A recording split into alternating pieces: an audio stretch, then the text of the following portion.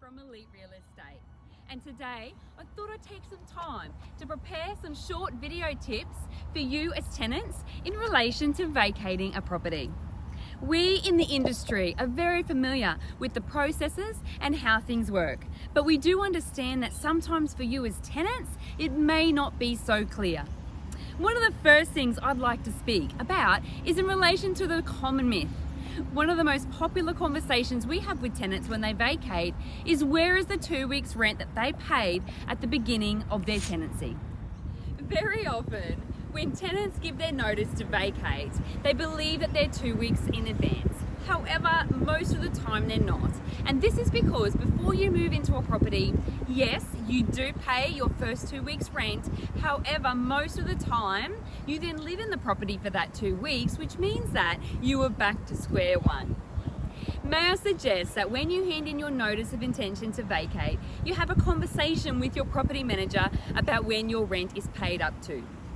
There is still some rent owing from when you give your notice till the day you vacate, and I strongly encourage you to not stop paying your rent at this point.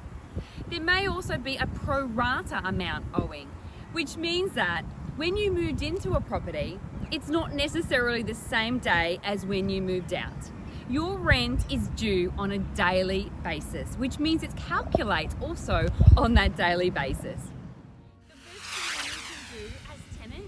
Keep that open line of communication with your agent.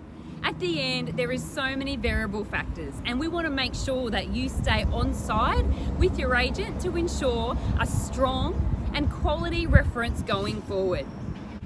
There can be some variable factors when ending your tenancy. So my best suggestion is to have a budget in place for anything that might come along unexpectedly.